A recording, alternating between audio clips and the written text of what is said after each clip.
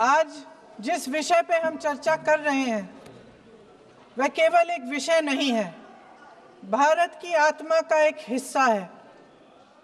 हमारा राष्ट्रगीत उस भावना का प्रतीक है जिसने सोए हुए, गुलामी में सोए हुए भारत के लोगों को जगाया, जिसने उन्हें हिम्मत दी कि ब्रिटिश साम्राज्य के सामने खड़े होकर वह सत्य और अहिंसा के नैतिक हथियारों के साथ सामना कर पाए। आज ये चर्चा एक भावना के ऊपर है।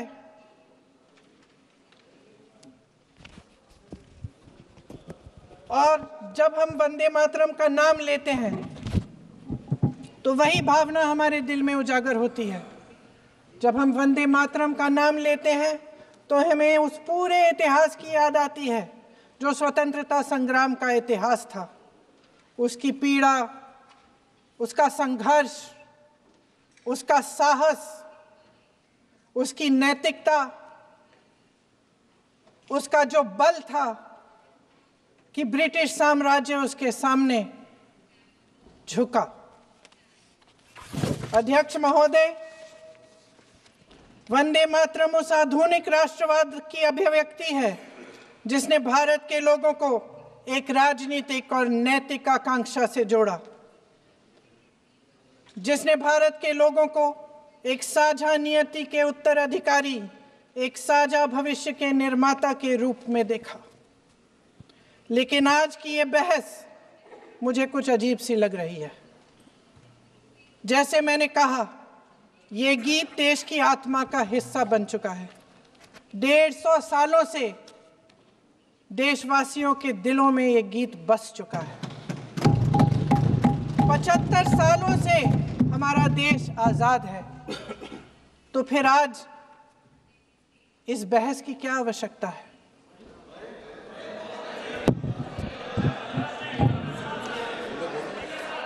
हमारा यहाँ मकसद क्या है? जनता से हमें दिया गया दायित्व, जनता का विश्वास, उनके प्रति हमारी जिम्मेदारी, हम किस तरह से इसका इस्तेमाल कर रहे हैं, हमें ये सोचना चाहिए। क्योंकि अब इस मोड़ पर हम इस सदन में अपने राष्ट्रगीत पर भी बहस करेंगे। आपने बहस मांगी है, आपने बहस मांगी है। आप तो इलेक्टोरल रिफॉर्म्स की बहस नहीं मांग रहे थे कि जब तक हम इस पर बहस नहीं करेंगे तब तक उस पर बहस नहीं होगी। इसकी वजह क्या है? इसकी वजह क्या है? हम आज यहाँ ये बहस क्यों कर रहे हैं? हमारा राष्ट्रगीत है, इस पर क्या बहस हो सकती है? हम ये बहस यहाँ आज 2 वजहों से कर रहे हैं। पहला कि बंगाल का चुनाव आ रहा है, हमारे प्रधानमंत्री अपनी भूमिका निभाना चाहते हैं उसमें। और दूसरी वजह ये है, ये मकसद है, पुरानी मकसद इनकी, अध्यक्ष महोदय, कि जिन्होंने स्वतंत्रता की लड़ाई लड़ी, जिन्होंने देश के लिए बड़ी बड़ी कुर्बानियां दी, उन पर सरकार नए आरोप लादने का मौका चाहती है। देश का ध्यान फिर से जनता के ज्वलंत मुद्दों से भटकाना चाहती है। यही एक मकसद है आपका। आपका मकसद है कि हम फिर से उसी अतीत में मंडराते रहें, उसी की तरफ हम देखते रहें जो हो चुका है, जो बीत चुका है, क्योंकि ये सरकार वर्तमान और भविष्य की ओर देखना ही नहीं चाहती। वे इस काबिल ही नहीं रही। सच्चाई ये है अध्यक्ष महोदय कि आज मोदी जी वह प्रधानमंत्री नहीं रहे जो एक समय में थे। सच ये है कि ये दिखने लगा है, उनका आत्मविश्वास घटने लगा है, उनकी नीतियां देश को कमजोर कर रही हैं। और मेरे सत्ता पक्ष के साथी चुप इसलिए हैं क्योंकि अंदर अंदर से वे भी इस बात से सहमत हैं। आज देश के लोग खुश नहीं हैं अध्यक्ष महोदय, परेशान हैं, तमाम समस्याओं से घिरे हुए हैं, तमाम समस्याओं से घिरे हुए हैं, और उन समस्याओं का हल आप निकाल नहीं रहे हैं। हाँ ठीक है, उसका भी बोल लेंगे। समय आएगा तो उसका भी बोल लेंगे, बल्कि कल समय आ रहा है, चुनाव पे चर्चा होगी, उस पे भी बोलेंगे। अध्यक्ष महोदय, इनके भी अपने लोग दबी जबान में कहने लगे हैं कि सारी सत्ता को केंद्रित करने से देश का नुकसान हो रहा है। इस बीच अगर हम अतीत की बातें नहीं करेंगे तो कौन सी बातें करेंगे? ये किसी और बात के काबिल ही नहीं है, सिर्फ ध्यान भटकाना है जनता का। इसलिए आज हम वंदे मातरम पर चर्चा कर रहे हैं। वंदे मातरम देश के कण कण में जीवित है, इस पर बहस नहीं हो सकती। लेकिन चलिए, आपने बहस मांगी, आप बहस करना चाहते हैं, बहस करते हैं। आज इस चर्चा को प्रधानमंत्री जी ने शुरू किया, उन्होंने भाषण दिया और इसको कहने में कोई झिझक नहीं है कि भाषण अच्छा देते हैं, थोड़ा सा लंबा, लेकिन भाषण अच्छा देते हैं। सिर्फ एक कमजोरी है, अगर आप इजाजत दें तो मैं बोलूं, एक कमजोरी है। हाँ, उसी पे बोल रहे हैं, वंदे मातरम पे बोलो आप। अब सर मैंने तारीफ कर ली, थोड़ा आज विषय वंदे मातरम का है तो हम वंदे मातरम पर ही रखें, ठीक रहेगा। सर ये वंदे मातरम पे ही है। सर आपने प्रधानमंत्री जी तक सुना था, अब तो शुरू नहीं हुए। सर भाषण बहुत अच्छा देते हैं, लेकिन तथ्यों के मामले में कमजोर पड़ जाते हैं, बहुत कमजोर। इसमें भी एक कला होती है कि तथ्यों को किस तरह से जनता के सामने रखा जाए। मैं तो नहीं हूं, जनता की प्रतिनिधि हूं, कलाकार तो नहीं हूं। इसीलिए मैं भी सदन के सामने कुछ तथ्य रखना चाहती हूं, लेकिन सिर्फ तथ्य के रूप में रखना चाहती हूं।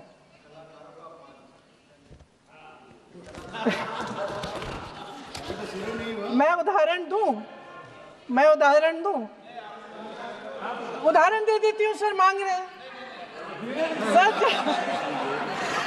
सर वंदे मातरम के बारे में, वंदे मातरम की जो सालगिरह पे आपने एक बड़ा कार्यक्रम आयोजित किया था, उसमें प्रधानमंत्री जी ने भाषण दिया। उसमें उन्होंने कहा कि 1896 में पहली बार गुरुदेव रविंद्रनाथ टैगोर ने ये गीत एक अधिवेशन में गाया। उन्होंने ये नहीं बताया कि कौन सा अधिवेशन था, महासभा, हिंदू महासभा का अधिवेशन था, आरएसएस का अधिवेशन था, किस बात से कतरा रहे थे कि ये कांग्रेस का अधिवेशन था। और उदाहरण दूं कि मैं अपना भाषण जारी रखूं, दे रही हूं। जो वंदे मातरम की जो क्रोनोलॉजी है वो भी आप समझिए, जो असली क्रोनोलॉजी है। 1875 में महाकवि बंकिम चंद्र चट्टोपाध्याय ने इस गीत के पहले दो अंतरे लिखे, जो आज हमारे राष्ट्रगीत घोषित हुए हैं, मतलब जो घोषित हुए थे और जिसको हम आज अपना राष्ट्रगीत कहलाते हैं। ये पहले दो अंतरे लिखे 1882 में। 7 साल बाद उनका एक उपन्यास प्रकाशित हुआ, आनंद मठ। उस उपन्यास में यही कविता उन्होंने प्रकाशित की, लेकिन इसमें 4 अंतरे जोड़ दिए। 1896 में कांग्रेस के अधिवेशन में गुरुदेव रविंद्रनाथ टैगोर ने पहली बार ये गीत गाया। 1905 में बंगाल के विभाजन के खिलाफ आंदोलन के समय वंदे मातरम जनता की एकता की गुहार बनकर गली गली से उठा। गुरुदेव रविंद्रनाथ टैगोर जैसे महान स्वतंत्रता सेनानी इस गीत को खुद गाते हुए बंगाल की सड़कों पर उतरे। विद्यार्थियों से लेकर किसानों तक, व्यापारियों से लेकर वकीलों तक, हर कोई ये गीत गाने लगा। इस गीत की शक्ति को समझिए। ब्रिटिश साम्राज्य इसको सुनकर कांपता था और हमारे देशवासी इसको सुनकर वह मन बनाते थे, वह हिम्मत बनाते थे कि इस भयंकर साम्राज्य के खिलाफ सत्य और अहिंसा के नैतिक हथियारों को लेकर शहीद होने की तैयारी करते थे। ये गीत मातृभूमि के लिए मर मिटने की भावना को जगाता है। इस गीत की शक्ति ये है, इस गीत का हमारे देश से जुड़ाव ये है। लेकिन 1930 के दशक में हमारे देश में जब सांप्रदायिक राजनीति उभरी, तब ये गीत विवादित होने लगा। 1937 में, अब ये मैं दूसरा उदाहरण देने वाली हूँ क्योंकि प्रधानमंत्री जी ने अपने भाषण में इसका उल्लेख किया और गलत किया, इसीलिए मैं इसके जो सच्चे जो तथ्य हैं वो आपके सामने रख रही हूँ। 1937 में नेताजी सुभाष चंद्र बोस कांग्रेस का अधिवेशन कलकत्ता में होने जा रहा था, उसका आयोजन कर रहे थे। तो जो मोदी जी ने पत्र सुनाया सदन में 20 अक्टूबर का और कहा कि जवाहरलाल नेहरू जी ने नेताजी को ये चिट्ठी लिखी और ये कहा कि इस पर चर्चा होनी चाहिए, उससे पहले 3 दिन पहले नेताजी सुभाष चंद्र बोस ने पंडित जवाहरलाल नेहरू को एक चिट्ठी लिखी थी जिसका जिक्र आपके प्रधानमंत्री ने नहीं किया। और इस चिट्ठी में सुन लीजिएगा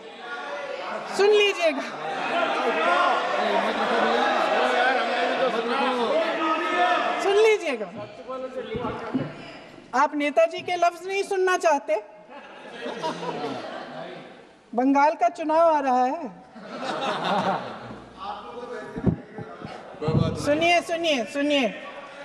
सुनिए। हाँ, कोई बात नहीं, हम तो देश के लिए हैं।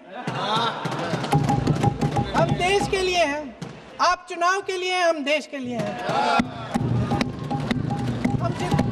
हम जितने भी चुनाव हारे, हम यहाँ बैठे रहेंगे और आपसे लड़ते रहेंगे और आपकी विचारधारा से लड़ते रहेंगे। अपने इस देश के लिए, अपनी इस मिट्टी के लिए लड़ते रहेंगे। आप हमें रोक नहीं सकते।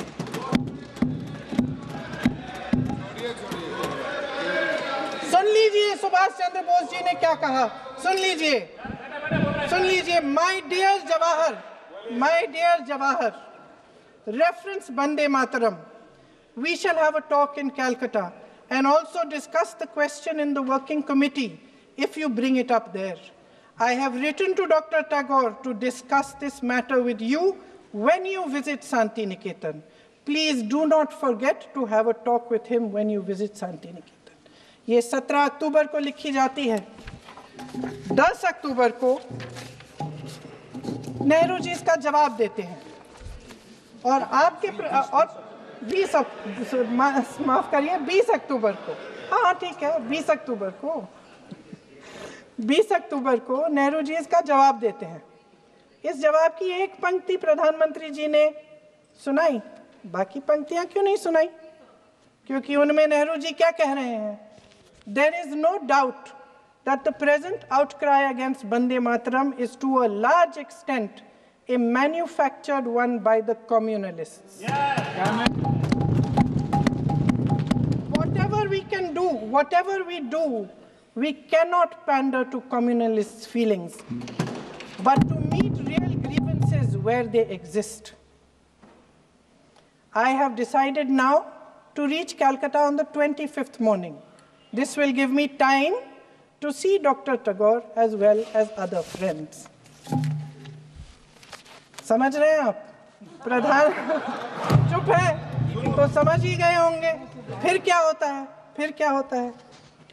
फिर नेहरू जी कलकत्ता जाते हैं और गुरुदेव जी से मिलते हैं और उसके अगले दिन गुरुदेव जी एक चिट्ठी लिखते हैं जिसमें वो लिखते हैं, अंग्रेजी में चिट्ठी है, उसका एक अंश मैं आपको हिंदी में बता देती हूँ, जिसमें गुरुदेव जी कहते हैं कि जो 2 अंतरे हमेशा गाए जाते थे उनका महत्व इतना गहरा था कि उस हिस्से को कविता के शेष हिस्से तथा पुस्तक के उन अंशों से अलग करने में उन्हें कोई कठिनाई नहीं थी। उन्होंने ये कहा कि स्वतंत्रता संग्राम में हमेशा से वही 2 अंतरे ही गाए जाते थे और उनको गाते हुए कुर्बानी देने वाले सैकड़ों शहीदों के सम्मान के लिए उन्हें ऐसे ही गाना उचित रहेगा। उन्होंने यह भी कहा कि बाद में जोड़े गए अंतरों का सांप्रदायिक मायना निकाला जा सकता है और उस समय के माहौल में उनका इस्तेमाल अनुचित होगा। इसके बाद 28 अक्टूबर 1937 में कांग्रेस की कार्य समिति ने अपने प्रस्ताव में वंदे मातरम को राष्ट्रगीत घोषित किया। उन्हीं दो अंतरों को कार्य समिति की बैठक में महात्मा गांधी जी, नेताजी सुभाष चंद्र बोस, पंडित नेहरू, आचार्य नरेंद्र देव जी, सरदार पटेल जी, गुरुदेव रविंद्रनाथ टैगोर जी सब मौजूद थे। इस प्रस्ताव के ये सभी महापुरुष इस प्रस्ताव से सहमत थे। आगे क्या होता है ये भी सुना लूं।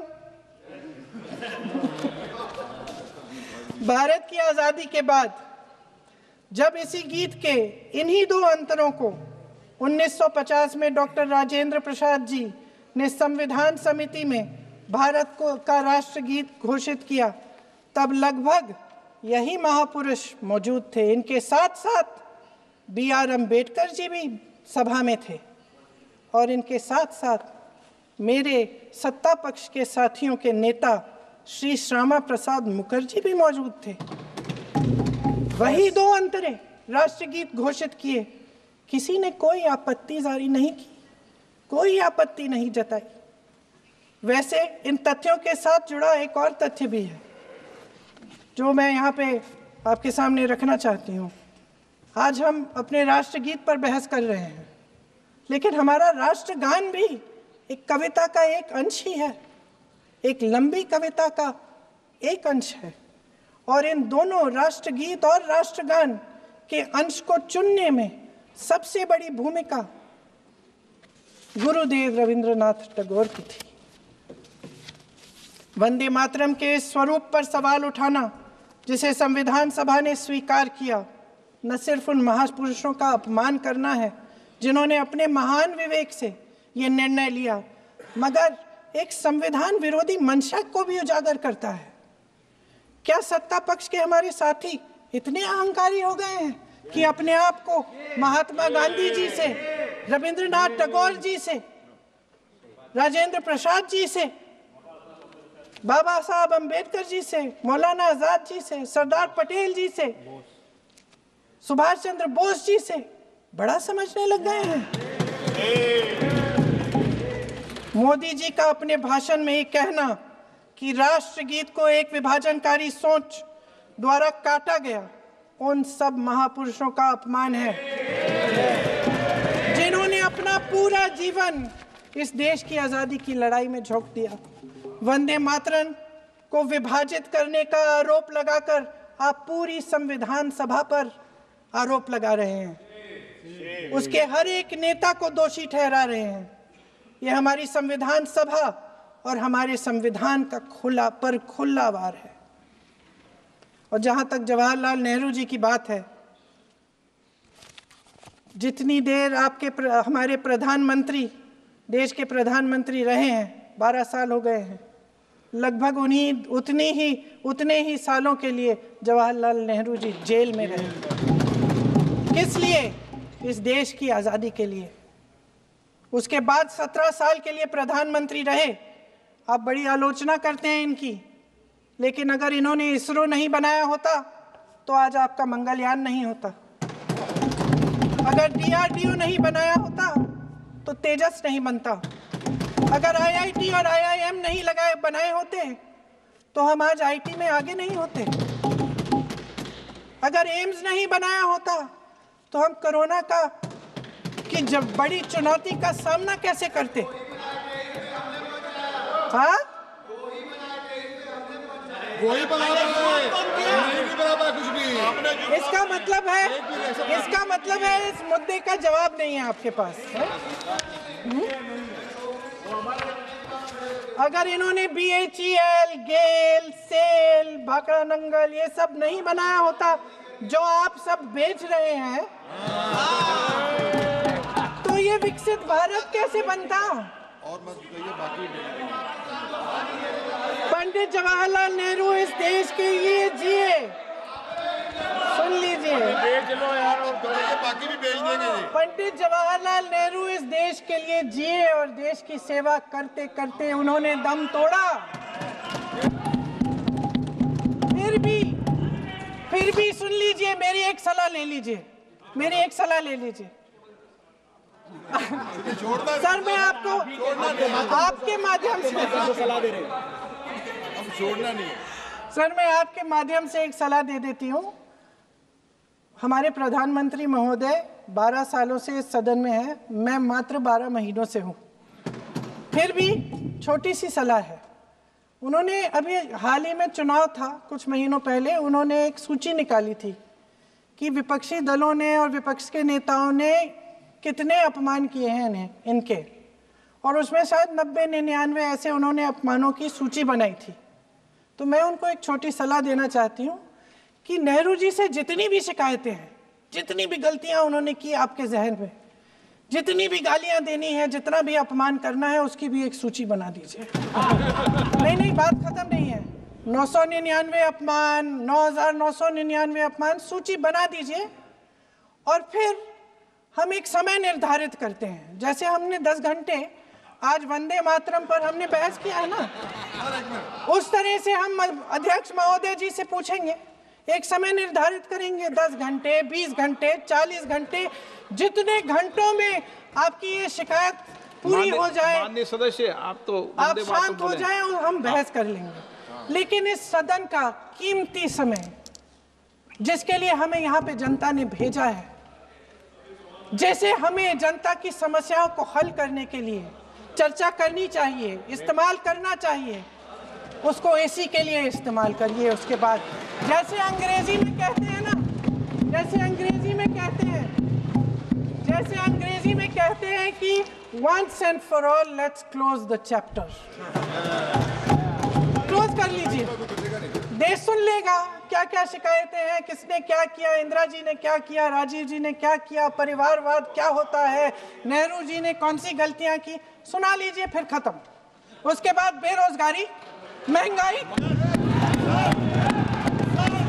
महिलाओं की समस्याएं, जो पीएमओ में हो रहा है उसकी बातें, उसकी चर्चा, जो बैटिंग ऐप के बारे में हो रहा है पीएमओ के अंदर, आप सदस्य प्लीज, जो एफस्टीन फाइलों में आपके मंत्री महोदय के नाम निकल आए हैं, माननीय उसकी चर्चा करेंगे। आप वंदे मातरम में बोले, आप इधर उधर डाइवर्ट मत हो।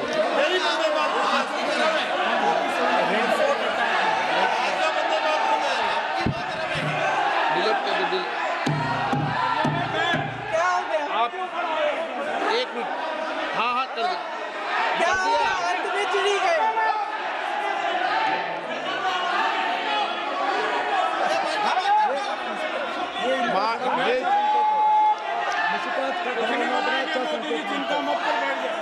बहुत बढ़िया। माननीय सदस्य 1 मिनट, माननीय सदस्य आगे बढ़ो महोदय, आगे वंदे बढ़ो। मातरम पर सार्थक चर्चा करें। ठीक सर, इधर उधर डाइवर्ट बात यही मत थी सर, संक्षिप्त में बात यही थी कोई डाइवर्ट नहीं कि होना हम चाहिए अतीत अपन में को। बातें करते रहते हैं। माननीय सदस्य नहीं, आप बिना तथ्यों के कोई बात नहीं करें। आप वंदे मातरम पे बोले उचित रहेगा।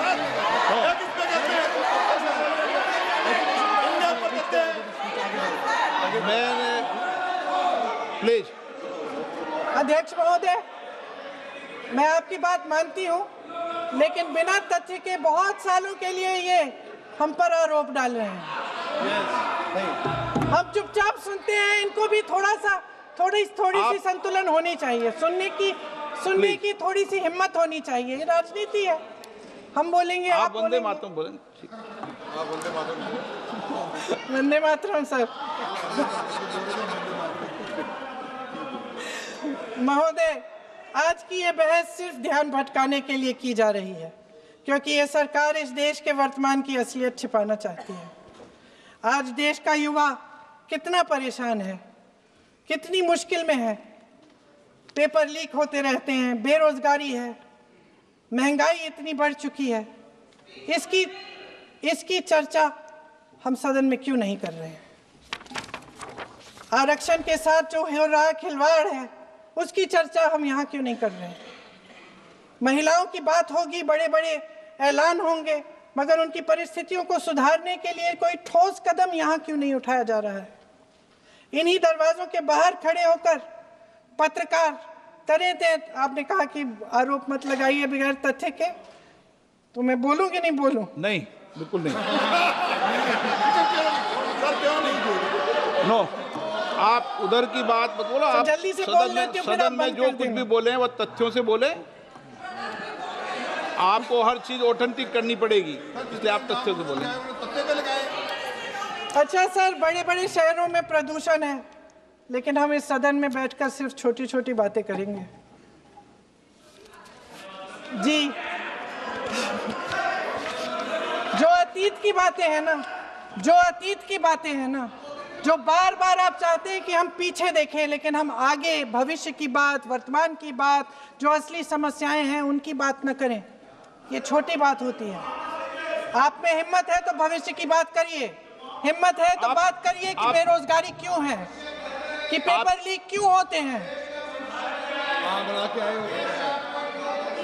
आप चेयर को एड्रेस करें। आपको अच्छा, खत्म कर लेती हूँ, चेयर खत्म के कर एड्रेस लेती करो हूँ। आप। अध्यक्ष महोदय जी, अध्यक्ष महोदय जी, सच्चाई ये है कि इनका शासन दमन का शासन है। इनकी राजनीति दिखावे की राजनीति है, इवेंट मैनेजमेंट की राजनीति है, चुनाव से चुनाव तक राजनीति है, तरह तरह के ध्यान भटकाने वाले मुद्दों की राजनीति है। वंदे मातरम इस देश की उन्हीं उम्मीदों की गुहार है जिन्हें आपका शासन हर रोज ठुकरा रहा है। आज भी सरहद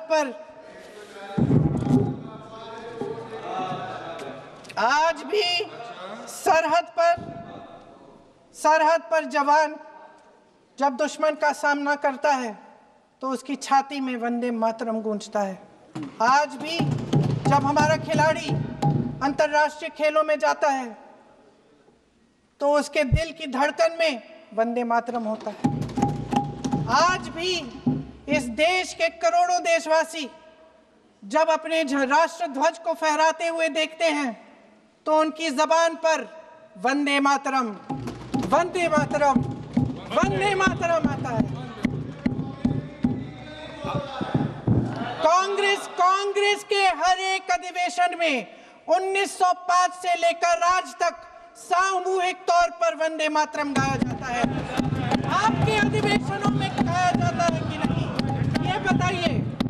ये बताइए। अपने देश की आत्मा के इस महामंत्र को विवादित करके आप एक बहुत बड़ा पाप कर रहे हैं। इस पाप में कांग्रेस पार्टी शामिल नहीं होगी। ये राष्ट्रगीत वंदे मातरम हमेशा से हमें प्यारा है, हमेशा से हमारे लिए पवित्र रहा है और हमेशा के लिए हमारे लिए पवित्र रहेगा। धन्यवाद।